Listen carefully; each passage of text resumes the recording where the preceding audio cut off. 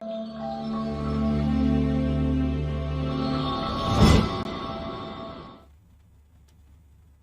Morning everyone.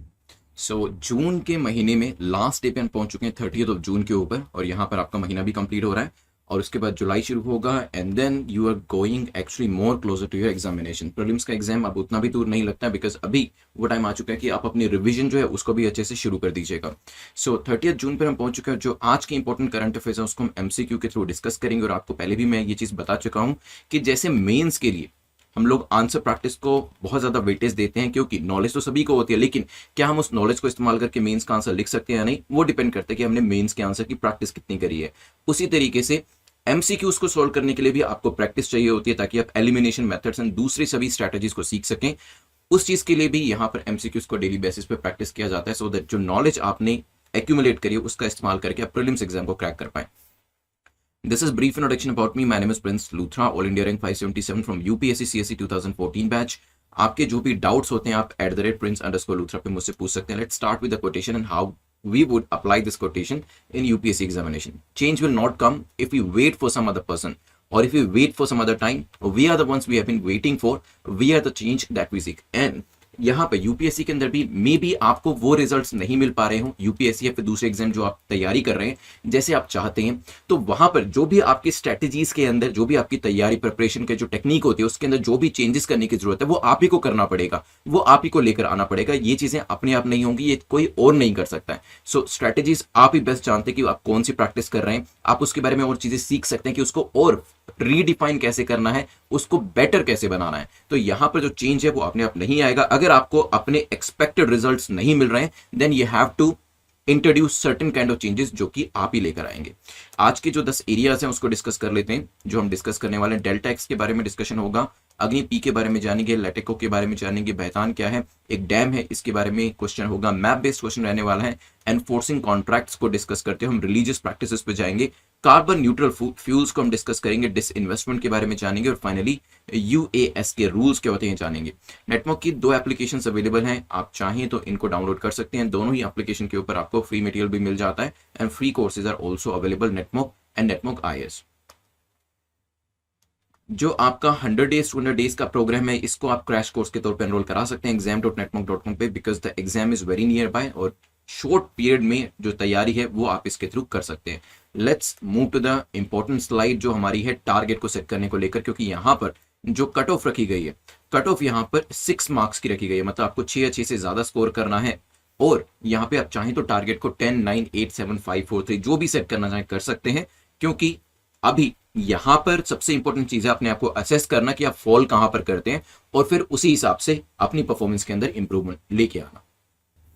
चलते हैं आज के पहले क्वेश्चन के ऊपर। The first question talks about delta X project. पूछा गया डेल्टा एक्स प्रोजेक्ट अभी रिसेंटली न्यूज में देखा गया था, ये किससे एसोसिएट करता है, ये किसका है, क्या ये नासा का कोई प्रोजेक्ट है, स्पेस एक्स का है, इसरो का है, या फिर नन ऑफ द अबव, किसी और ही यहाँ पे बॉडी का है। 10 सेकेंड्स का टाइम मैंने यहाँ पर आपका शुरू कर दिया, आंसर करिएगा। द हिंदू से क्वेश्चन बनाया गया है और यहां पर आपको बताना है कि है किस पर्टिकुलर बॉडी का साथ, सो दैट इसके बारे में हम और चीजें जो है वो भी यहां पर देख सके।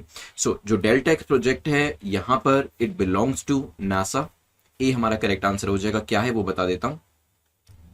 चलिए देखिए, कंफ्यूजन हो सकता है, डेल्टा हमें जो अभी डेल्टा वायरस चल रहा है उसको लेकर लग सकता है, फिर लगेगा कि नन ऑफ द अबव भी आंसर हो सकता है, बट डेल्टा एक्स प्रोजेक्ट जो डेल्टा है ये यहां पर रिवर डेल्टा को रिप्रेजेंट कर रहा है। So it is about river delta. River deltas and their wetlands जो है वो धीरे धीरे ड्राउन कर रहे हैं as a result of sea level जो है वो राइज हो रहा है। आप जानते हैं क्लाइमेट चेंज की वजह से सी लेवल राइज हो रहा है, जिसकी वजह से जो रिवर डेल्टाज है वो ड्राउन हो रहे हैं। ठीक है, सेडिमेंट का जो इनपुट्स है वो भी रिड्यूस हो रहा है। डेल्टा एक्स मिशन जो है वो डिटरमिन करेगा कि कौन कौन से ऐसे रीजन है जो सर्वाइव करेंगे और ग्रो करेंगे, और कौन से ऐसे रीजन है डेल्टा रीजन के आसपास के जो कि लॉस्ट हो जाएंगे पानी के नीचे। डेल्टा एक्स मिशन जो है स्टडी करेगा मिसिसिपी रिवर डेल्टा को, जो कि मोस्ट फेमस रिवर डेल्टा है यूनाइटेड स्टेट्स के अंदर, and the 7th largest river delta है पूरी धरती के ऊपर। तो अर्थ के ऊपर 7th लार्जेस्ट डेल्टा जो है वो नासा के द्वारा यहाँ पे स्टडी किया जाएगा, और देखा जाएगा कितना इसका एरिया बचेगा, सर्वाइव करेगा, और कितना यहाँ पर ड्राउन हो जाएगा। तो आंसर क्या है आपका, A is the correct answer. Delta X project is concerning river delta को लेकर ये क्वेश्चन था। चलते हैं नेक्स्ट क्वेश्चन के ऊपर। यहां पर सेकंड क्वेश्चन अग्नि पी मिसाइल को लेकर पूछा गया। अग्नि पी मिसाइल के बारे में बताइए कौन सी स्टेटमेंट करेक्ट है। ये अग्नि सीरीज की एक लेटेस्ट एंट्रेंट है, नई तरीके की मिसाइल है। इसकी रेंज 1000 किलोमीटर है और it has a ballistic nuclear capability, nuclear capability भी इसके अंदर है। इंडियन एक्सप्रेस से क्वेश्चन बनाया गया, 10 सेकंड्स में आपके शुरू कर देता हूं, जल्दी से आंसर करें। अभी recently DRDO, defence research development organisation के द्वारा सक्सेसफुली टेस्ट फायर किया गया है अग्नि P मिसाइल को। इंडिया ने अभी रिसेंटली जो टेस्टिंग थी करी, टेस्ट फायर करा, और उसके बाद जो रिजल्ट्स हमें मिले वो काफी बेहतरीन मिले, पॉजिटिव मिले।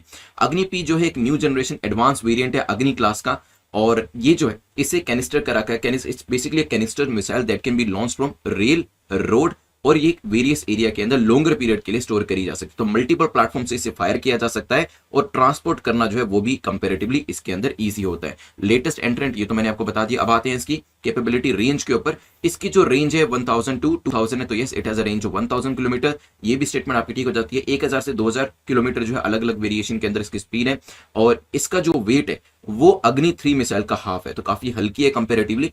It also comes with technologies जो कि 4000 किलोमीटर रेंज की जो अग्नि 4 मिसाइल है, और हमारे पास अग्नि 5 जो 5000 किलोमीटर रेंज की मिसाइल है, वही टेक्नोलॉजी अग्नि P के अंदर इस्तेमाल करी गई है।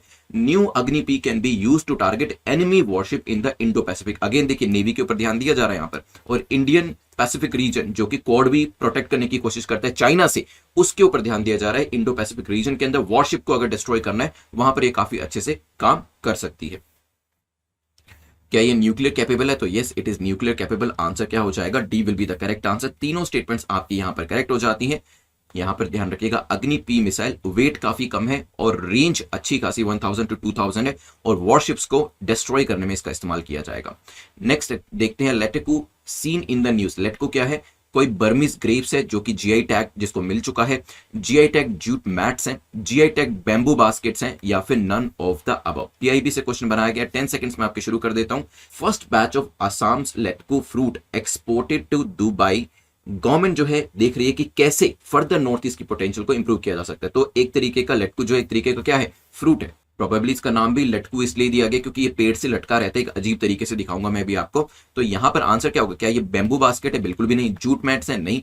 ये दोनों में से कुछ भी नहीं है, लेकिन ये एक तरीके का फ्रूट है। और आप जानते हैं आजकल काफी सारे फ्रूट्स जो हैं वो हम यूके में एक्सपोर्ट कर रहे हैं अपेडा की हेल्प से, और हमने दुबई के अंदर भी रिसेंटली एक फ्रूट जो था उसको एक्सपोर्ट किया था। आप मुझे बताइए कि रिसेंटली दुबई में हमने लटकू से पहले न्यूज पड़ी थी आज से 3-4 दिन पहले, क्या एक्सपोर्ट किया था? यूके के अंदर तो आप जानते हैं सपोता को हमने, चीकू जो होता है आपका महाराष्ट्र से एक्सपोर्ट किया था, लेकिन दुबई के अंदर क्या एक्सपोर्ट किया था वो बताइएगा। फिलहाल यहां पर आंसर हो जाएगा हमारा D, none of the above.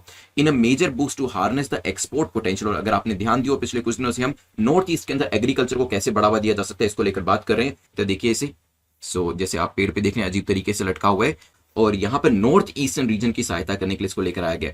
APEDA ने GI टैग सर्टिफाइड काजी नीमू, असम का लेमन होता है, इसे भी लंदन के अंदर एक्सपोर्ट किया, और 40 मैट्रिक टन जो है इसको यहां पर भेजा गया। कहां पर? यूके के अंदर। तो काफी मेहनत करी जा रही है ताकि कुछ न्यू प्रोडक्ट्स जो हैं वो नॉर्थ ईस्टर्न रीजन से भी आगे भेजे जा सके। खैर चलते हैं यहां से आगे बढ़ते हुए क्वेश्चन नंबर 4 को देखते हैं, जो कि पैतान डैम के बारे में पूछा गया। पैतान डैम रिसेंटली न्यूज में देखा गया है। It is being built on, किसके ऊपर ये बनाया गया? जिनशा रिवर के ऊपर, कोसी रिवर के ऊपर, लोहित रिवर के ऊपर, none of the above. 10 seconds का टाइम आपके पास है, जल्दी से आंसर करिएगा। 4 रिवर्स के नाम आपके सामने है। लाइव मिनट से क्वेश्चन जो है ये बनाया गया है। Betan is one of the 4 Chinese hydro power project either in operation और अंडर द डेवलपमेंट, क्योंकि काफी सारे हाइड्रो पावर प्रोजेक्ट जो चाइना बना रहा है उसमें से काफी सारे बन भी चुके हैं और काफी सारे अभी अंडर कंस्ट्रक्शन भी है। 4 प्रोजेक्ट जो यहां पर है, the 4 projects all located on the जिनशा river. अभी रिसेंटली जो चाइना का बेतान हाइड्रो पावर प्लांट है ये ऑन स्ट्रीम हुआ था, इस वजह से न्यूज में था। ये कहां पर बनाया गया? जिनशा रिवर के ऊपर बनाया गया। तो आंसर क्या हो जाएगा? A will be the correct answer. चलते हैं यहां से आगे बढ़ते हुए क्वेश्चन नंबर 5 को देख लेते हैं। क्वेश्चन नंबर 5 बात करता है which of the following countries share its border with Black Sea. देखिए ब्लैक सी अगेन काफी ज्यादा न्यूज में है, क्योंकि यूक्रेन US नेवी जो है उन्होंने ब्लैक सी के अंदर ड्रिल जो है वो यहां पर शुरू करी। और अभी हमने डिस्कशन किया था जब यूके ने अपनी शिप को भेजा था जिसे रशिया ने बॉम्बिंग करके डरा के वापस भेज दिया था, और हालांकि बाद में यूके ने कहा ऐसा कुछ भी इंसिडेंट नहीं हुआ है। तो ब्लैक सी वाले एरिया से क्वेश्चन प्रीलिम्स के अंदर मैप रिलेटेड आ सकता है और मेंस के अंदर भी पूछा जा सकता है। तो ब्लैक सी के साथ यूक्रेन, रशिया, जॉर्जिया, इसमें से किस किस का बॉर्डर टच होता है? यहाँ पे टाइम पीरियड जो मैंने शुरू कर दिया है आपका हिंदू से क्वेश्चन बनाया गया है, मैप रिलेटेड आपका क्वेश्चन है, जल्दी से आंसर करें फिर हम डिस्कस करेंगे इसके बारे में। चलिए आई होप आपने सोच लिया होगा इसके बारे में, क्योंकि मैप हम काफी बार देख चुके हैं, अभी दोबारा से देख लेते हैं एक बार, बहुत अच्छे से आपको याद भी हो जाएगा। So this is Black Sea of Azov, जो कि इसी का एक्सटेंशन माना जाता है। ऊपर आपको यूक्रेन दिख रहा है, दिस इज छोटा सा क्रीमिया, ये रशिया है, ये जॉर्जिया है, नीचे टर्की है, बुल्गारिया है, रोमेनिया है। ठीक है, अब आते हैं यहाँ पे, ये भी देखिएगा सी ऑफ मार्मरा भी दिखाई दे रहा होगा, आइगेन सी, और नीचे मेडिटेरेनियन सी जो कि यूरोप को और नीचे अफ्रीका को अलग करता है। ठीक है, आते हैं अपने क्वेश्चन के ऊपर। तो हमने देखा यूक्रेन, बिल्कुल ठीक है, यूक्रेन से भी टच हो रही है बाउंड्री, रशिया से भी हो रही है और जॉर्जिया से भी हो रही है, इवन क्रीमिया से भी हो रही है और दूसरी कंट्री से भी हो रही है। तो आंसर क्या हो जाएगा? C will be the correct answer. D को तो एलिमिनेट कर ही सकते थे, इजी था एलिमिनेट करना। एबीसी में से आपको सोचना था, जिसमें ऑफकोर्स जॉर्जिया के बारे में ज्यादा आपको ध्यान देना था। ठीक है, चलिए चलते हैं मैप बेस्ड क्वेश्चन से आगे बढ़ते हुए क्वेश्चन नंबर 6 को देखते हैं। उससे पहले, क्योंकि अब आपके एग्जाम को जुलाई का महीना है, अगस्त का महीना है, सितंबर का महीना है, 3 महीने का टाइम जो है वो बचा हुआ है। So you can go for the 100 day series और द 200 डे सीरीज, ताकि आप क्रैश कोर्स को इस्तेमाल करते हो मिनिमम पॉसिबल टाइम में जो मोस्ट इंपॉर्टेंट एरियाज हैं उसको अच्छे से रिवाइज भी कर लें, उसको अच्छे से कवर भी कर लें। जो लोग नेक्स्ट ईयर के लिए तैयारी कर रहे हैं, मिशन यूपीएससी 2022 के लिए चले जाइएगा। इट्स अ 500 डेज कोर्स जिसमें आपके काफी सारे एरियाज जो है एनसीईआरटी से लेकर स्टैंडर्ड बुक्स में जो इंपॉर्टेंट टॉपिक्स हैं आपके वो कवर किए जाते हैं। इसमें डेली बेसिस पे आपको एमसीक्यूज प्रैक्टिस करने के लिए भी मिलते हैं, साथ ही साथ वीकली बेसिस पे आपके टेस्ट भी होते हैं और राइटिंग असाइनमेंट्स जो होते हैं वो भी इसके अंदर प्रोवाइड किए जाते हैं। चलते हैं क्वेश्चन नंबर 6 के ऊपर, जो कि 2 स्टेटमेंट्स को देकर पूछ रहे, बताइए करेक्ट कौन सी है। Enforcing contracts portal has been launched by Department of Economic Affairs, DEA के द्वारा एनफोर्सिंग कॉन्ट्रैक्ट पोर्टल को लेकर आया गया है।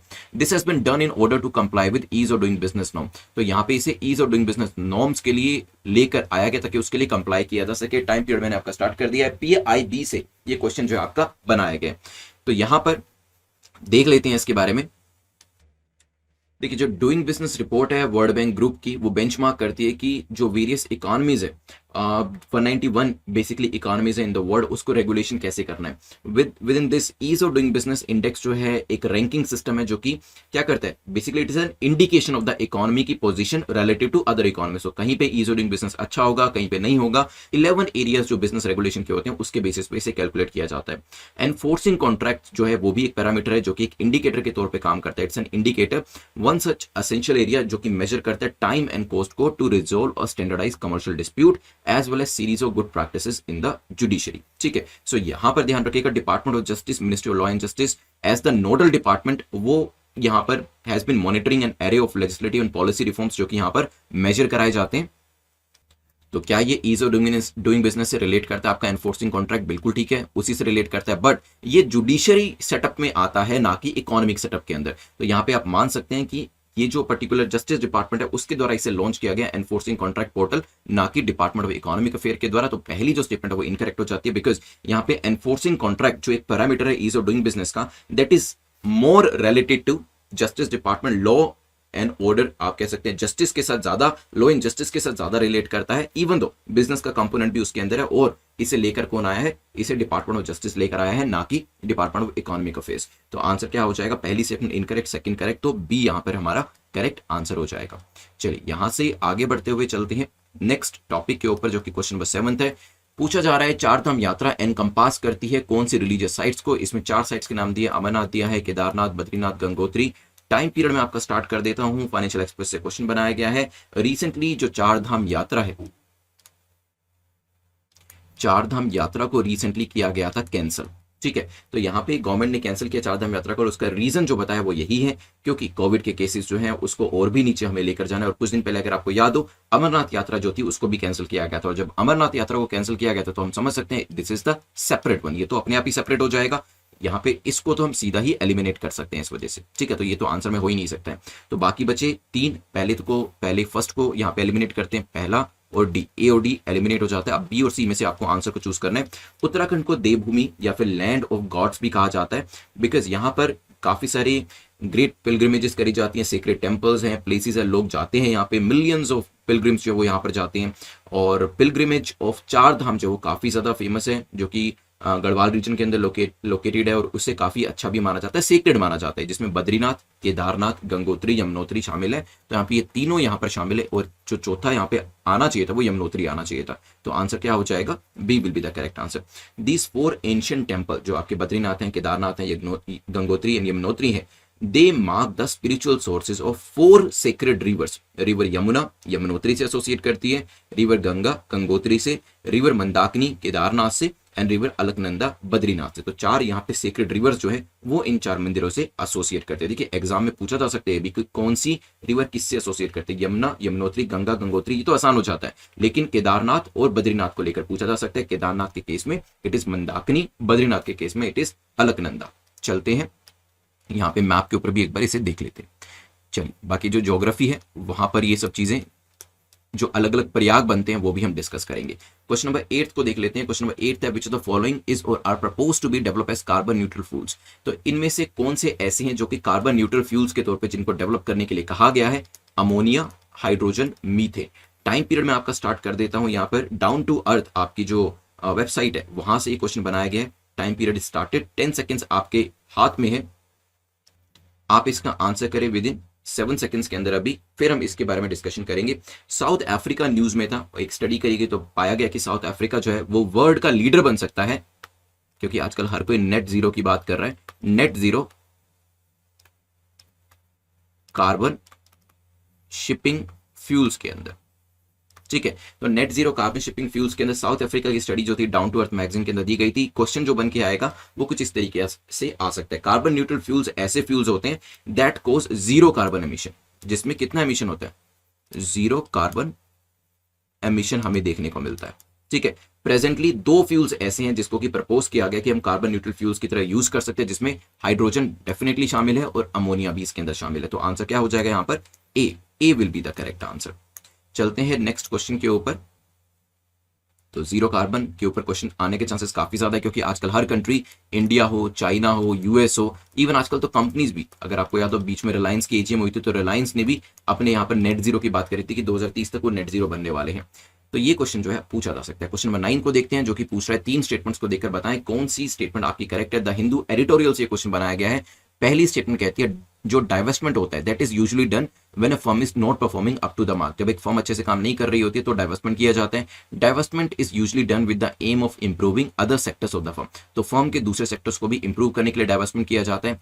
दोनों ही केस में both entail selling of assets और शेयर्स ऑफ द कंपनी। दोनों ही केस के अंदर एसेट्स भी बेची जा सकती है, शेयर्स भी बेचे जा सकते हैं। जल्दी से आंसर करिएगा। Divestment of public sector enterprise को लेकर एक हिंदू के अंदर एडिटोरियल आया हुआ था, वहां से क्वेश्चन बनाया गया और आपको इसका आंसर करना है with in the limited time.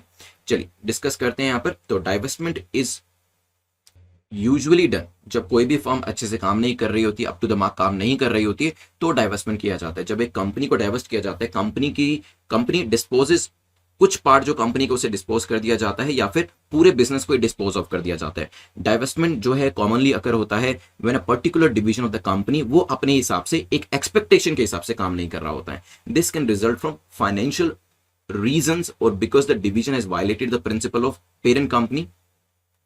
तो जब यहां पर काम अच्छे से नहीं किया जा रहा होता तो फाइनेंशियल रीजंस की वजह से भी जो डाइवेस्टमेंट है वो किया जा सकता है, या फिर पेरेंट कंपनी जो है उसके एक प्रिंसिपल के हिसाब से भी कि हमें नहीं लगता कि इस फर्म को हमें अपने साथ रखना चाहिए, तो भी डाइवेस्टमेंट उसका किया जा सकता है।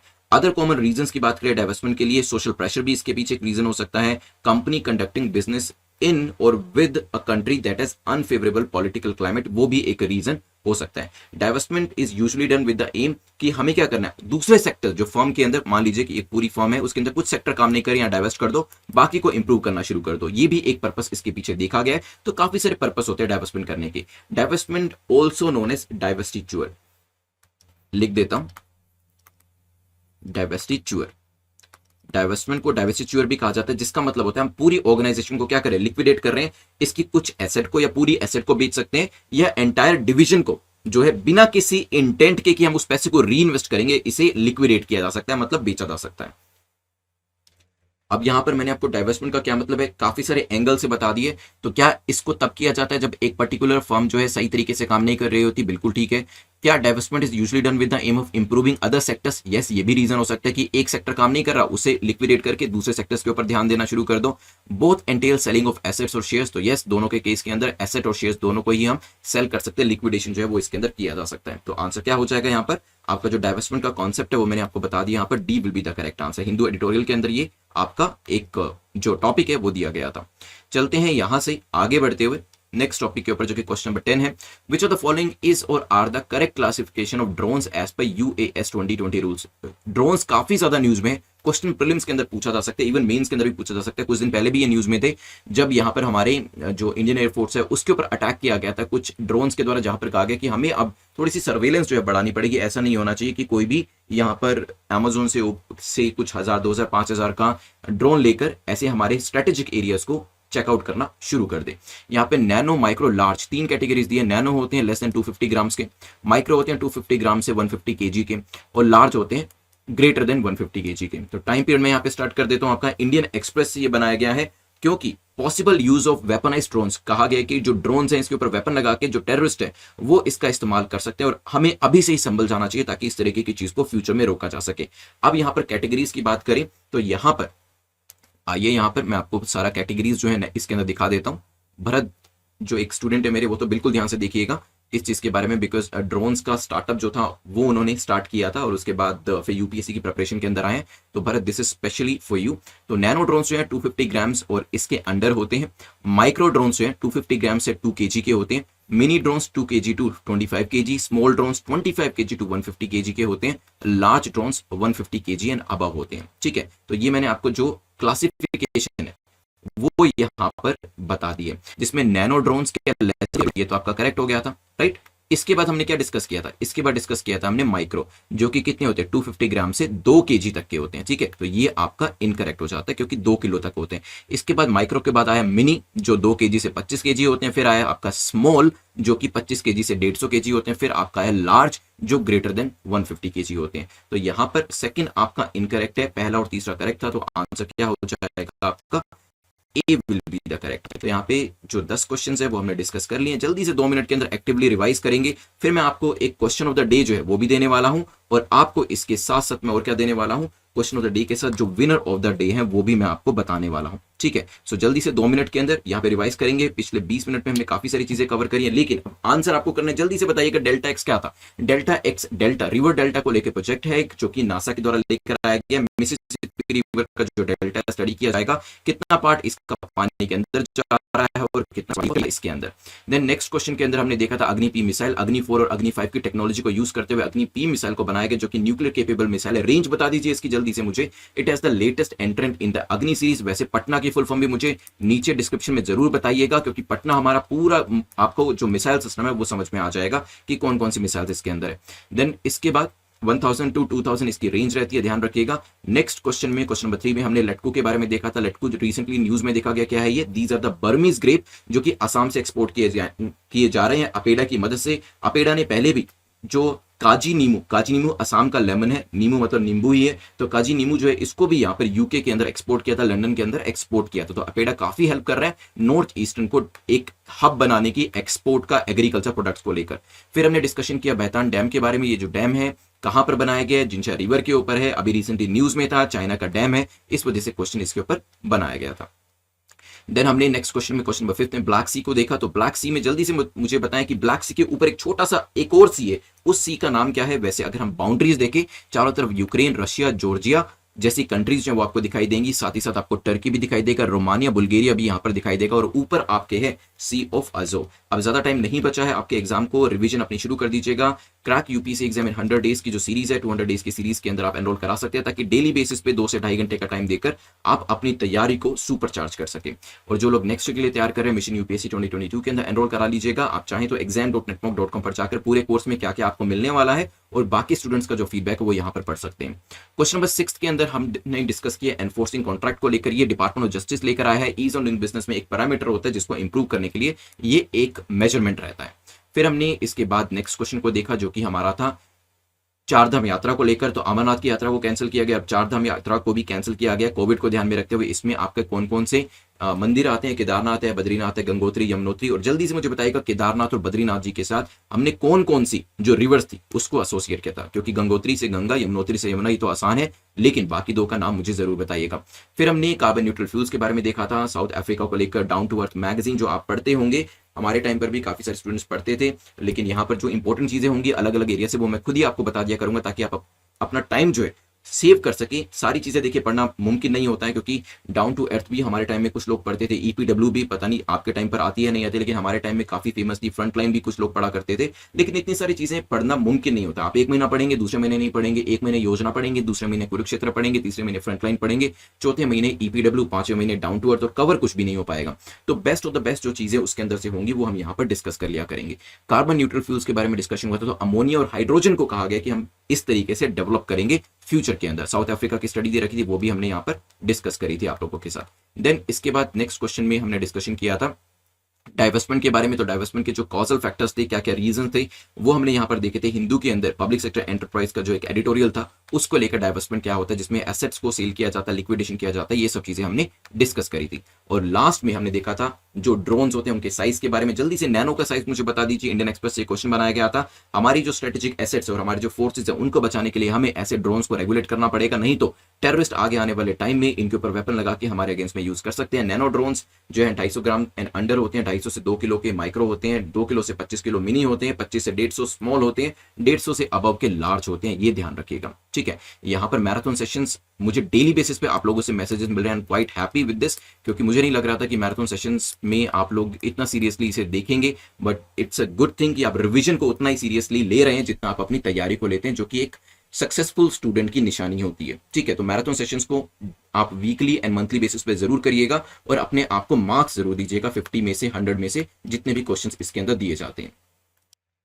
चलिए प्रीलिम्स का क्वेश्चन जो है वो देख लेते हैं। पहले तो जो हमारे विनर है मन्नत शर्मा ने करेक्ट आंसर किया। तो मन्नत आप मुझे बता दीजिएगा @prince_luthra पे कि आपको पीडीएफ हिंदी में चाहिए, इंग्लिश में, और जो पटना की फुल फॉर्म है वो आप मुझे बताइएगा। अलग अलग मिसाइल्स के नाम इसमें आते हैं, उससे आपको सारी मिसाइल्स के नाम याद हो जाएंगे। कमेंट सेक्शन में इसको आंसर करिएगा करेक्ट आंसर को। नेक्स्ट टाइम पीडीएफ जो है वो प्रोवाइड करी जाएगी। मेंस और इंटरव्यू के ग्रुप भी अवेलेबल है, जहां पे आप ज्वाइन करके अपने आंसर्स को दे सकते हैं।